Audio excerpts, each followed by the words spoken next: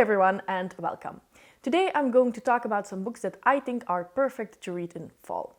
Now when I think of fall, I think of just coziness in general.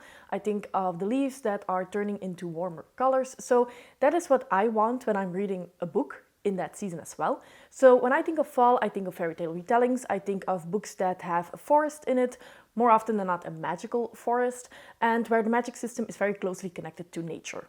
On the other hand, of course, fall is the scary season, the spooky season. So I do have some books here where I think either the setting or the magic system is a little bit darker or just the general tone of the book. Now, don't expect any horror books because that's not what I read. I'm a scaredy cat, so the spooky books are spooky if you're very easily scared, I suppose. They're basically just a little bit darker on the fantasy side instead of really horror books. But without further ado, let's get into the recommendations because I do think that I have 12 in total, so I'm not going to keep you waiting.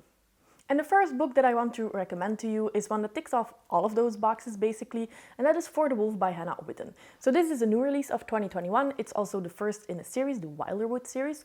And contrary to what you might think, this is not a Red Riding Hood retelling. I thought it was because the main character here is named Red and she needs to be given to the wolf. So the tagline here is the first daughter is for the throne, the second daughter is for the wolf, but it's actually a Beauty and the Beast retelling.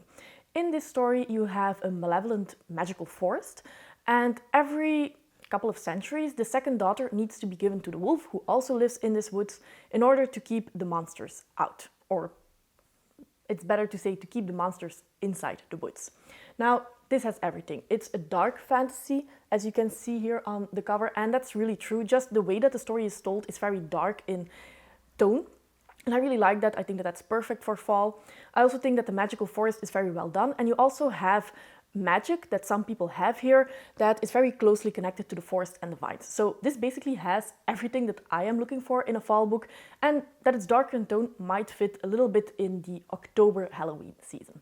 This is one that a lot of people would compare, in my opinion, to Uprooted by Naomi Novik. Of course, if it's a fall recommendation video for fantasy books, Uprooted is going to be mentioned. Here you also have a Beauty and the Beast retelling. It's also involved in a magical forest. It's also a little bit malevolent, you could say, this magical forest. But in my opinion, For the Wolf is better, and it's better in tone, fitting for fall. If you want to read both of these, I would say start with For the Wolf. And if you didn't like Uprooted, I would say that you might still like For the Wolf. So these are my two recommendations if you're looking for a magical forest, but I think that For the Wolf is better. My next recommendation is another new release of 2021, and it's a standalone, which is something that's always nice to have at hand, and that is Sister Song by Lucy Holland. This is also a retelling. It's actually a retelling of an old British folk ballad called The Two Sisters, and in this one you follow three siblings who are the offspring of the king. Now, in this British setting, the people are pulled away from the old faith towards Christianity, but these three sisters are being guided by a druid/witch type character, and they are still very much connected to this old faith. And of course, old faith, this is very nature-based, and I just thought that because of that, it felt very fall-related. You have a forest very nearby, and a lot of things happen in this forest, so I think that this is perfect for fall as well. Another book that features three sisters that I recently read and that I think would very closely resemble Sister Song, so if you like that one or vice versa, I think that this one fits as well, and that is The Queens of Innisleer by Tessa Grattan. So this is another standalone, even though it does have a sequel, Lady Hotspur, that I haven't read yet.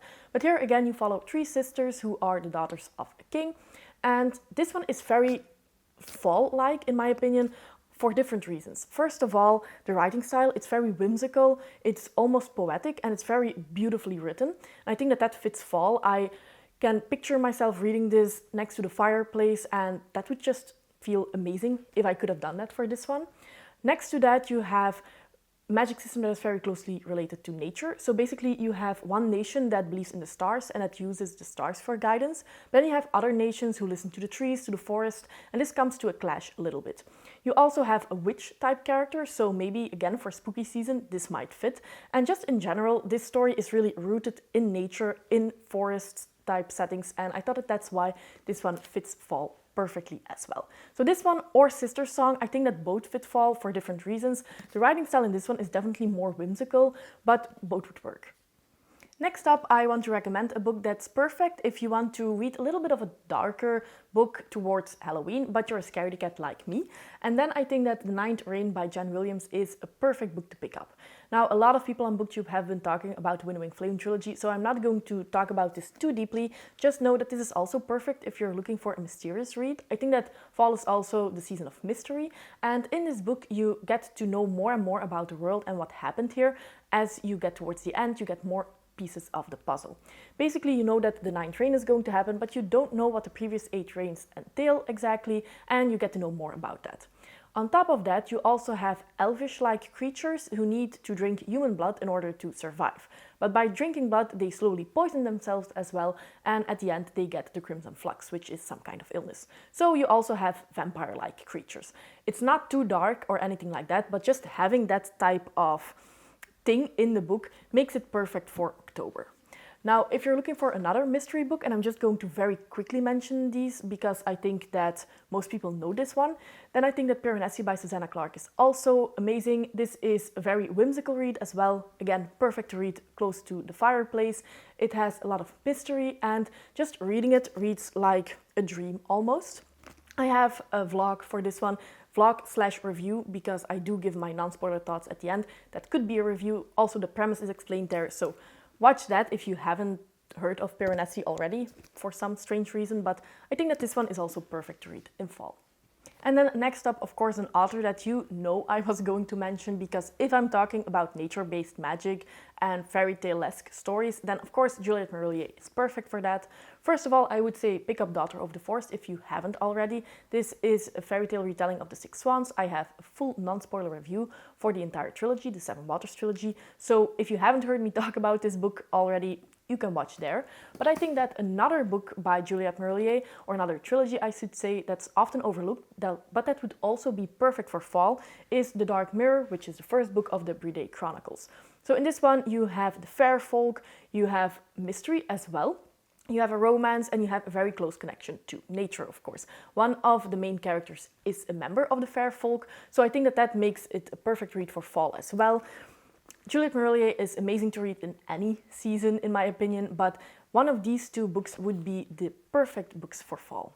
And next up, I have a Grimdark Light trilogy that, again, I think would be perfect to pick up in fall, and that is the First Law trilogy by Joe Abercrombie, the first book being The Blade itself. Now, I think that Grimdark Light is perfect to read in fall if you're going through the real grimdark, to the higher end of grimdark, where it's really bleak, then I would say pick it up in winter. But this one, because it's light, it's just a little bit darker in tone, a little bit grim. I think that that would be perfect for fall without it slipping into winter and real bleakness. Also, in one of these books, I think the second one, you have a quest, and a quest with a party that's traveling. That just screams fall, in my opinion. So yeah, if you're wanting to dip your toes into grimdark, first of all, I think fall is the perfect season, and this trilogy is the perfect trilogy to start. The next recommendation that I have is another one that I think is perfect to read in October if you want to have a darker read towards Halloween, but you don't want to be afraid to go asleep at night.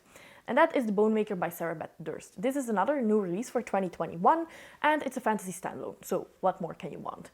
Now, The Bone Maker, the name says it, this is a fantasy story that revolves around bone magic. You have 3 types of bone magic. One of them is casting the bones and looking to the future, for example, and in this world you use animal bones. But of course, you can guess you could also use human bones. This is illegal, but using these human bones can revive the dead. So, of course, do I need to explain why this is fall related? I really loved this book. I loved the magic system, and for me it had a very rich world, and it felt pretty dark at times. You have some zombie-like things going on here, and you also have the theme of, should that be the end, or why? Why should it be? And why shouldn't we use human bones? So it's definitely a little bit darker without making you very scared. Next up, I have another 2 authors that use nature-based magic. The first one is of course The Lost Queen by Siggy Pike. So this is going to be a trilogy. The first 2 books are already out, and the first book is called The Lost Queen. So this is historical fantasy. I've talked about this a lot. If you're a fan of Juliette Marillier, you're probably going to like this one as well. And this is based on medieval England. You have the Picts who make an appearance, especially in the second book, and I just really liked it.